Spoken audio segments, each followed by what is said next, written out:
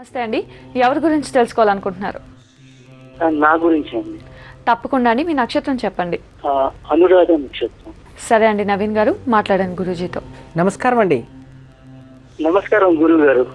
నమస్తే. శతకోటి వందనాలు. మా ఆశీస్సులు ఉంటాయి. అనురాధ నక్షత్రం వృశ్చిక రాశి. జాతకం అయితే బాగుంది. గురువు చూపిస్తున్నాడు మంచి జాతక యోగ పురుషుడు అని చూపిస్తుంది. కానీ పూర్వాజిత కర్మఫలము. ఏం పని చేస్తారు మీరు? కాల్ సెంటర్ లోని నైట్ షిఫ్ట్ పని చేస్తుంటామండి. ఎన్ని సంవత్సరాల నుంచి చేస్తుంటారు? ఇప్పుడు దగ్గర 9 సంవత్సరాలు అయిపోయినండి. 9 సంవత్సరాల నుంచి నైట్ షిఫ్టే చేస్తున్నారా? అవునండి. My God. ఏదైనా ఉద్యోగం వేరే చేయొచ్చుగా ఉంది కదా, షిఫ్ట్ కాలేదా? లేదా మీకు అది సెట్ అయిపోయింది అని అక్కడే ఫిక్స్ అయిపోయారా? అలాగే ఇప్పుడు సెట్ అయినాక అలా ఫిక్స్ అయిపోయానండి.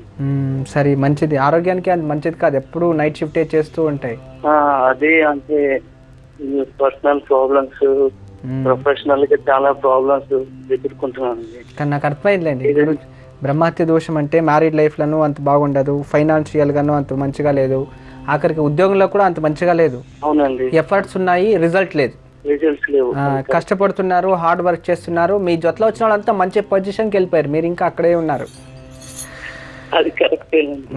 అదే మన ప్రారంభ కర్మం అంటే పూర్వాజిత కర్మం. అదే ఆ కర్మఫలం వెళ్ళే వరకు మనం 200% ఎఫర్ట్స్ వేస్తే కూడా 20% రిజల్ట్ ఉంటుంది.